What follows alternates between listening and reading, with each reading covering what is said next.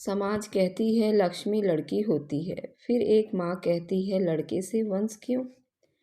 जब मेरी नई नई शादी हुई तो सास मेरी बहुत खुश थी और मुझे आशीर्वाद दिया कि दूधो नहाओ पूतो फलो, और सबसे पहली बार मेरे गोद में लड़के को लाकर दिया। हमारे यहाँ ये रस्म होता है कि सबसे पहली बार अगर बहू के गोद में रखा जाता है तो वह लड़का ही रखा जाता है। वह इस वजह से कि पहले अगर बहू प्रेग्नेंट हुई तो लड़का ही पैदा होगा। मेरे साथ भी कुछ ऐसा ही हुआ और मेरे किस्मत ने कुछ मेरे साथ नहीं दिए। मेरे सबसे पहले लड़की पैदा हुई तो मेरे घर में तो खुशी थी, चलो पहले लक्ष्मी आई है। पर दूसरी बार जब प्रेग्नेंट हुई तो दूसरी बार भी लड़की पैदा हुई। कभी मेरे घर वालों ने कुछ नहीं कहा। अब मेरी 2 बेटियां हो चुकी थी, तब मैं अब बच्चा पैदा नहीं करना चाहती थी, लेकिन मेरी सास मेरे लिए पति ने कहा कि नहीं, बेटा करना तो बहुत ज़रूरी होता है क्योंकि वंश तो बेटे से ही चलता है। तो फिर मैंने घर वालों के कहने पर तिबारा प्रेग्नेंट हो गई। इस बार भी मुझे लड़की ही हुई। फिर उसके बाद मुझे एक और लड़की हुई, लेकिन मेरे पास अब 4 बेटियां हो चुकी थी। फिर 5वीं बार प्रेग्नेंट हुई तो मेरी सास ने कहा अब की बार मुझे लड़का नहीं हुआ तो तुझे मैं घर से निकाल दूंगी। मैं अब उनकी बातों से बहुत परेशान रहने लगी थी। रात दिन दुआ करती थी कि हे भगवान मुझे बेटा ही पैदा हो। एक दिन मेरे नौकर ने बोला कि दीदी तुम कच्चा अंडा खाओ और मेरी शर्त है कि तुम्हें बेटा ही पैदा होगा। फिर मैंने उसकी बातों में आकर रोज़ ऐसा करने लगी, अंडा खाकर सो जाया करती थी। अब मुझे डिलीवरी पेन होने लगा और मैं हॉस्पिटल चली गई 5वें बच्चा पैदा करने के लिए। जब मेरा बच्चा पैदा हुआ तो मेरे कदमों तले ज़मीन निकल गई, क्योंकि वहाँ तो नौकर, मेरा नाम रीना है। मेरी शादी को 6 साल हो चुके थे। मेरी शादी एक बहुत ही अमीर ख़ानदान में हुई थी। मेरे माँ बाप ने भी ना उस ख़ानदान के लोगों को देखा, ना ही किसी और बात को लेकर कोई बात हुई। बस मेरे परिवार वाले तो इसी बात पर खुश हो गए थे कि बहुत बड़ा परिवार है और बेटा इकलौता है, और जहाँ बेटे इकलौते होते हैं वहाँ पर सारी जिम्मेदारियाँ भी बहू पर पड़ जाती है। उस घर की किसी चीज़ की कमी नहीं थी, लेकिन एक चीज़ ने जीना हराम कर रखा था, और वह ये कि मैंने उस घर का वारिस पैदा करना था। खैर मुझे शादी से पहले ही साल में प्रेग्नेंट हो गई थी। मैं बहुत ज़्यादा खुश थी, लेकिन ये हमारे उस मोहल्ले और रिश्तेदारों की उम्मीदें कभी ख़त्म नहीं होती। पहले अच्छी पढ़ाई करे, फिर अच्छी शक्ल व सूरत की बनकर रहे, उसके बाद पूछा जाता है कि उसकी शादी होगी या नहीं, शादी हो गई तो माँ बनी या नहीं, और अगर माँ बनी तो बेटे की माँ बनी है या नहीं, और अगर बेटी हुई तो बेटा क्यों नहीं हुआ। औरत की सारी ज़िंदगी यही सब करते करते और सुनते गुजर जाती है। मुझे भी भगवान ने बेटी से मेरा गोद भर दिया था। मैं बहुत खुश थी, क्योंकि ऐसे लोग भी जिनको शादी के 10 साल बाद भी औलादें नहीं हो रही थी, लेकिन मेरी सास और मेरे पति बिल्कुल भी खुश मालूम नहीं हो रहे थे। फिर भी उन्होंने अपनी नाराज़गी का इजहार न किया। लेकिन जाने किस्मत ने मेरे लिए क्या सोच रखा था। मेरे घर में एक करके 4 बेटियां पैदा हो गई थीं। उस घर को एक हवेली कहना ज़्यादा मुनासिब होगा। उस हवेली का नौकर भी था जिसे सब राजू बुलाते थे। एक वही था उस घर में जो मेरा दर्द समझता था। वह कहता था कि भगवान ने तो आपके घर में लक्ष्मी दी है। वही अक्सर ये खबर बाहर आके सुनाता था, बेटी हुई है, और बदले में मेरे पति उसे थप्पड़ भी खा लेता था। आखिर 2 बेटियों के बाकायदा मेरे पति और मेरे सास ने बहुत ज़्यादा गुस्सा किया, मुझे भी बातें सुनाई, और कई हफ्तों तक उनका मूड भी ख़राब रहता था। मेरे पति अपने बेटियों को प्यार भी नहीं करता था। मेरी सास भी उनको अपने करीब आजू बाजू नहीं भटकने देती थी। ऐसे चिल्लाकर पड़ती थी, उनको हाथ लगाई तो उसके हाथ झड़क देती थी। मैं बहुत परेशान रहने लगी थी। घर में मेरी बेटियों को हर चीज़ और सुख था। अच्छे स्कूल में भी उनका एडमिशन करवा रखा था और अच्छे स्कूल में पढ़ने जा रही थी। इस वजह से मेरी बेटियां भी बहुत ज़िद्दी होती जा रही थी। अब तो मैंने भी भगवान से प्रार्थना करना शुरू कर दी कि 4 बेटियों के बाद एक बेटा ज़रूर मुझे मेरे गोद में भर दे, क्योंकि मैं भी चाहती थी कि भगवान मुझे बेटा दे दे ताकि मेरा सर भी ऊंचा रहे। फिर 4 बेटियों के बाद मेरे को 2 साल हो गए थे, प्रेग्नेंट नहीं हो पा रही थी। पहले ही मैं 4 बेटियों की माँ थी और अब ये प्रेग्नेंट ना हो पाना, मुझे बहुत ज़्यादा बातें सुननी पड़ती थी। अब मैं बहुत परेशान और प्रेशर में रहती थी। जब इंसान बहुत परेशान होता है तो उसे जो भी मिलता है उससे अपने दिल की बात कह देता है। इसी तरह मैं अपने नौकर राजू से अपने दिल की बात कह दिया करती थी। मैं आजकल बहुत परेशान हूँ, बस यूँ समझे कि मैंने राजू को अपने बारे में सब कुछ बता दिया था। मुझे क्या अच्छा लगता है, क्या बुरा लगता है, क्यों परेशान रहती हूँ। लेकिन राजू ने मुझे अपने बारे में कभी कुछ नहीं बताया। वैसे भी मुझे जानने का कोई शौक नहीं था। वह एक बेजरूरत सा इंसान था। उम्र में मुझसे छोटा था। उस घर और उस खानदान का बहुत पुराना वफादार नौकर था। उसके बाप दादा भी यहीं पर नौकर के तौर पर काम किया करते थे। मैंने दिन रात भगवान से मिन्नत मानी और फिर भगवान ने मुझ पर रहम किया। 5 दफ़ा प्रेग्नेंट ठहर गया। मैं बहुत खुश हुई। मैं इसी बात पर खुश थी कि भगवान ने मुझे उम्मीद से कर दिया है। ऐसे हालात में मेरी सास और पति मेरा 9 महीने बहुत ख्याल रखा करते थे। बस भगवान से यही प्रार्थना थी कि इस बार मुझे बेटा दे। मेरे सास और पति ऐसे फंस जाते थे बेटा और बेटी के चक्कर में कि वह डॉक्टर से भी पता नहीं करवा पाते थे कि बेटा आने वाला है या बेटी। कहते थे ऐन वक्त पर ही पता चलता है, या तो फिर शायद उसके पीछे भी कोई डर था।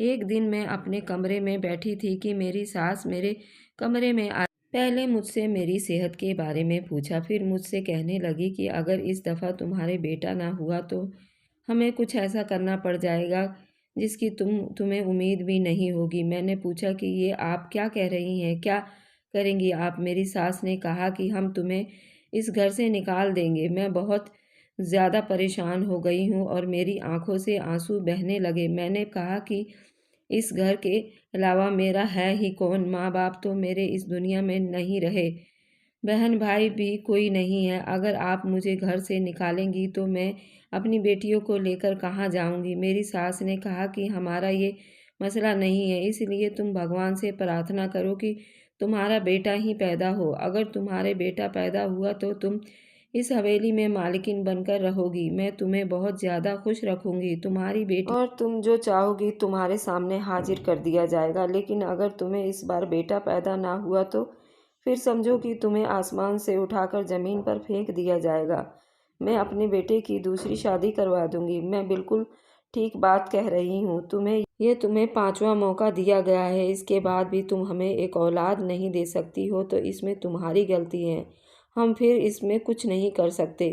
सास की जुबान पर जो आया उन्होंने मुझे सुना डाला। यहाँ तक कि ये भी कह दिया कि अगर बेटी पैदा हुई तो इसी दिन अपनी 5 बेटी के साथ लेकर इधर से जाना होगा। मैं अपने सास की ये बात सुनकर हैरान रह गई थी कि इस कदर मेरी सास जालिम कैसे हो सकती थी। पहले तो ये कभी ऐसी न थी, लेकिन इतना जुल्म ये लोग मेरे साथ कैसे कर सकते थे।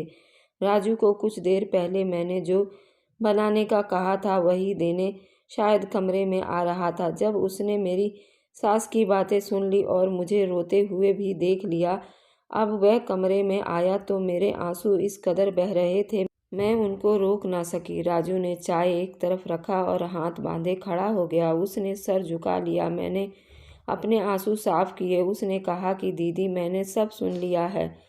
बड़े ही जालिम लोग हैं। इनके बाप दादा भी ऐसे ही थे और उनके ख़ानदान का कोई बद्दुआ ही तुम्हें लगी है। कई सालों तक उनके ख़ानदान में बेटा पैदा नहीं होते। बड़े साहब भी तो बड़ी बेटी की शादी के 10 साल बाद पैदा हुए थे। मैं हैरान हुई कि मेरी सास 10 साल तक औलाद ना पैदा कर सकी।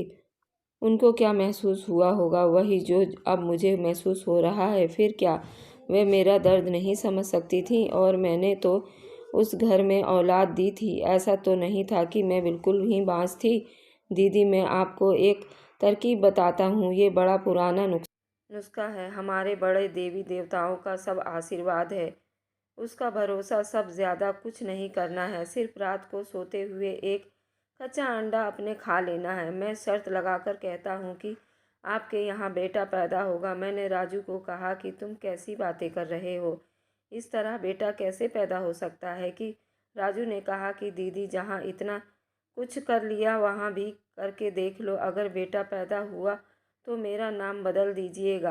पैसे वाले लोग भी ऐसी बातों पे आ जाते हैं। जब ज़्यादा परेशान होते हैं तो अपने ऊपर और नासमझ नौकरों से मशवरा ले लेते हैं। ये भी नहीं सोचते कि भला जो मशवरा दे रहे हैं उसके पीछे कोई और मंसूबा भी तो हो सकता है या नहीं। मैं भी राजू की बात मानकर उसे कहा कि रोज़ रात को कुछ अंडा पीकर सो जाया करूँगी। अगर मैं किसी दिन भूल जाऊँ तो तुम मेरे लिए अंडा लेकर आ जाना। राजू ने कहा कि मैं ये काम अपनी जिम्मेदारी समझकर करूँगा और मुझे यकीन है कि इस दफ़ा आपको बेटे से भगवान आपकी गोद भर देगा और आप इस हवेली पर राज करोगी और मुझे भी आपकी खिदमत करके बहुत खुशी होगी।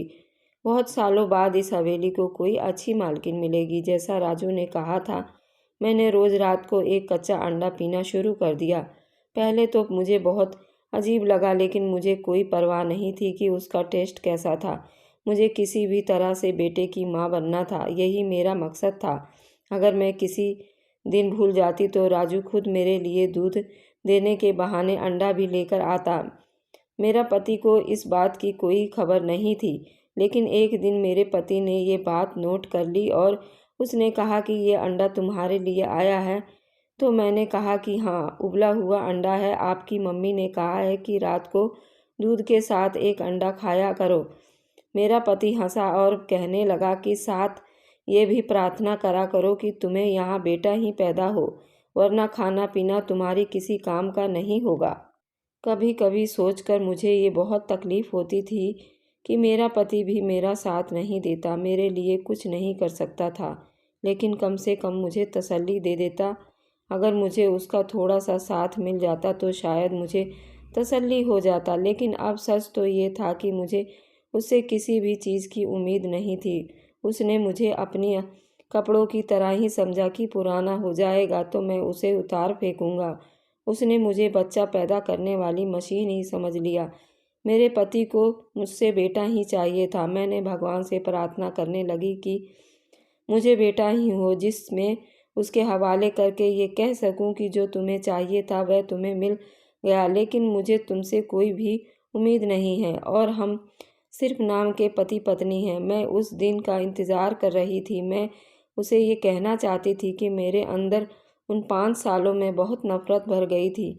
मैंने फिर भी किसी तरह सब कुछ बर्दाश्त किया, क्योंकि मैं बेटियों की माँ थी। सच कहते हैं कि औरत की इज्जत मर्द से ही होती है। अगर बेटे की माँ बने तो उसको ज़्यादा इज्जत मिलती है। एक दिन मैंने उस हवेली में कुछ बहुत अजीब होते हुए सुना कि मेरा पति गुस्से से चिल्ला रहा था कि राजू कहाँ है।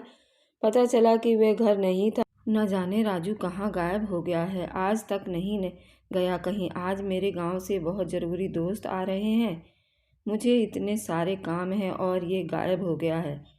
जो सोचने लगी आखिर राजू गया कहाँ।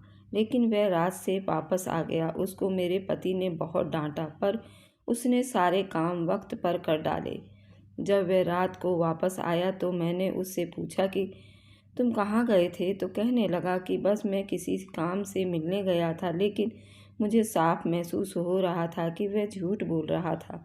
जैसा राजू ने कहा था, मैं रोज़ रात को एक अंडा खाती थी और साथ ही भगवान से प्रार्थना करती थी कि मेरी सास अक्सर लोगों से बातें करते हुए कहती रहती थी कि रीना फिर से उम्मीद से है। सब लोग दुआ करें कि अब की बेटा ही हो, नहीं तो मैं उसका किस्सा तमाम कर दूंगी। बस बहुत झेल लिया उस औरत को। एक दिन मैंने अपने पति से सवाल किया कि अगर इस दफ़ा भी हमारे यहाँ बेटी पैदा हुई तो वाकई आप मुझे घर से निकाल देंगे। जब राजू ने मेरे लिए अंडा लेकर आया करता था, लेकिन आज उसे आने में देरी हो गई थी। मुझे नींद आ रही थी। मैं चाह रही थी कि मैं जल्दी से अंडा खाकर सो जाऊं। मेरे आखिरी दिन चल रहे थे। मुझे सुबह से ही तबीयत में भी कुछ अजीब महसूस हो रही थी। मुझे बहुत ज़्यादा नींद आ रही थी।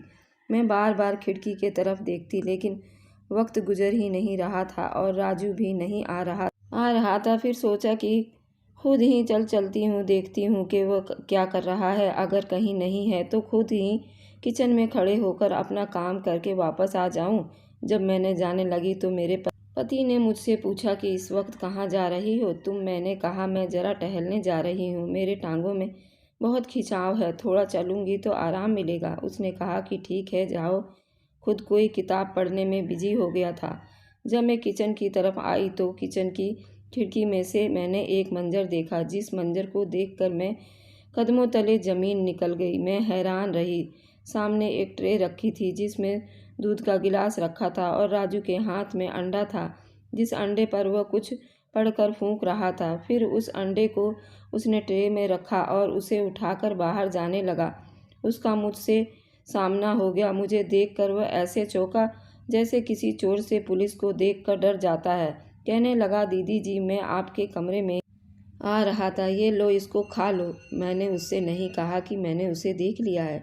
मैंने उसका थोड़ा लिहाज रखते हुए कहा कि तुम जो कर रहे थे मैंने देख लिया है। क्या कर रहे थे तुम? क्या मुझ पर कोई जादू टोना कर रहे, या तुम्हें ये करने के लिए किसी और ने कहा है? कहीं तुम्हें ये करने के लिए मेरी सास ने तो नहीं कहा कि वह जानबूझकर मुझ पर कुछ ऐसा जादू टोना करवाती हैं जिसको बेटी ही पैदा होती है ताकि मुझे उस घर से निकाल सकें और अपने बेटे की दूसरी शादी करवा सकें अपनी सहेली की बेटी से?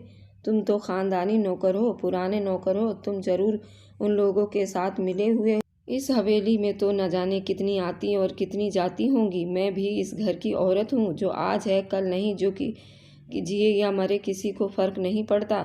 जब मेरे अपने पति को मुझसे कोई फ़र्क नहीं पड़ता तो फिर एक नौकर मेरे लिए इतना मेहरबान कैसे हो सकता है? मैं पागल थी, तुम्हारी बातों में आ गई। मेरे मुंह में जो आ रहा था मैं बोले जा रही थी। वह बार बार ना मैं सर हिला रहा था। ऐसा कुछ नहीं, मैं ऐसा गद्दारी नहीं कर सकता हूँ। मेरे हाथ पैर जोड़कर मुझसे विनती मांग रहा था, लेकिन मुझे कोई फ़र्क नहीं पड़ रहा था। मैंने ट्रे को हाथ मारा, ट्रे गिर गया। मेरे पति भी शोर सुनकर सीढ़ियों तक आ गया। मैं अपने पति को कहने लगी थी कि इस शख्स को इस घर से निकाल दो कि अचानक मेरे पेट में बहुत ज़ोर से दर्द हुआ और मैं लड़खड़ाकर गिर गई। मेरा पति मेरी तरफ बढ़ा और दाई को बुलाया गया। मेरी अभी तक के सारी डिलीवरी घर पर ही हुई थी, लेकिन इस दफ़ा मेरी हालात बहुत ख़राब थी। उन्होंने कहा कि मेरे बस का केस नहीं है, उसकी तबीयत बहुत ज़्यादा ख़राब है, ये मर जाएगी, इसको अस्पताल ही ले जाते हैं। मेरा पति ये सब कुछ खिलाफ था, लेकिन मेरी जान पर बन आई थी। मेरे पति ने इजाज़त दे दी, मुझे अस्पताल ले जाया गया। जब डिलीवरी का वक्त आया और मैंने देखा कि मैंने अपनी औलाद को देखा तो मेरे कदमों तले ज़मीन निकल गई, क्योंकि वह भी एक बेटी थी। मैं बुरी तरह फूट फूट कर रोने लगी थी। डॉक्टर भी हैरान रह गई जब अचानक वहाँ एक औरत आई और उसने मेरी बेटी को उठाकर वहाँ पर एक बेटा रख दिया। मैं हैरान रह गई, क्योंकि मैंने उस औरत को पहले कभी नहीं देखा था। उस औरत ने कहा कि मैं राजू की बीवी, और जब भगवान ने आपको उम्मीद दी थी तो उन्हीं दिनों में मुझे भी उम्मीद मिली। मेरे 4 बेटे हैं, मुझे अपना बेटा देने की हिम्मत है, लेकिन मेरी बेटी को मुझसे दूर नहीं ले जाओ, मैं बर्दाश्त नहीं कर पाऊंगी। उसने कहा कि आप फिक्र ना करें, मैं उसको अपनी औलाद की तरह पालूंगी। वह मेरी बेटी को उठाकर दरवाजे से निकल गई जहाँ से आई थी। मैंने डॉक्टर से भी बात कर ली, डॉक्टर को समझा दिया कि डॉक्टर ने कहा कि आजकल ऐसे लोग इस दुनिया में नहीं होते। अगर इस तरह आपका घर बसता है तो मैं अपनी ज़ुबान बिल्कुल भी नहीं खोलूँगी। और मैं तो डॉक्टर हूँ, मैं रोज़ इस तरह के लोगों को देखती हूँ।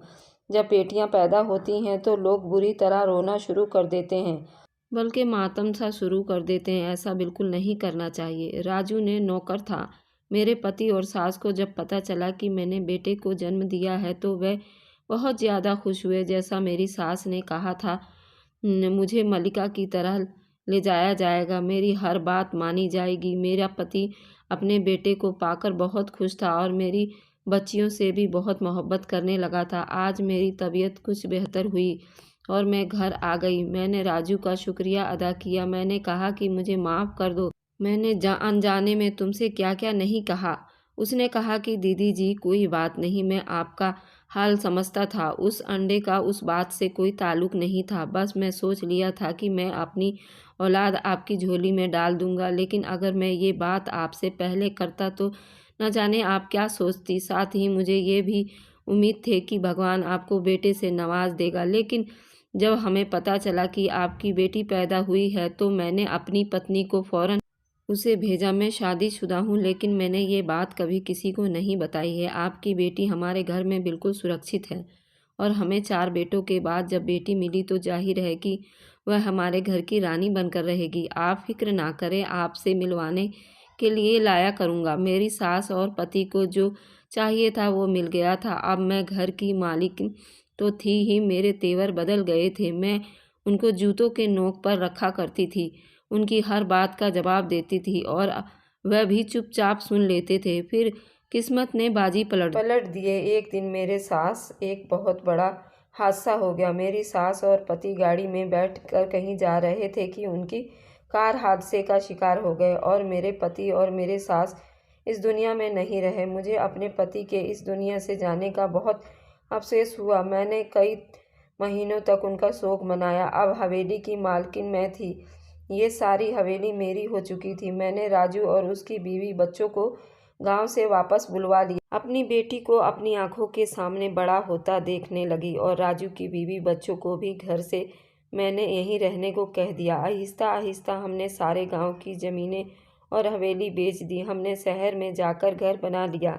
शहर में जाकर मैंने सबको यही कहा कि राजू मेरा सगा भाई है। वक्त के साथ साथ बच्चियां और राजू का बेटा जवान हो गया तो मैंने उसकी शादी अपनी 5वीं बेटी से करवा दी। इस तरह मुझे अपनी 5वीं बेटी भी वापस मिल गई। सारी दुनिया यही जानती है कि राजू मेरा भाई है।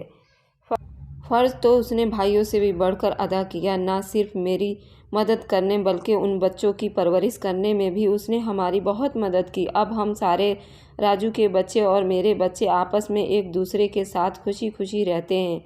हम सब बहुत खुश हैं। धन्यवाद दोस्तों। स्वस्थ रहें, खुश रहें। Thanks for watching. Like and subscribe. Bye bye.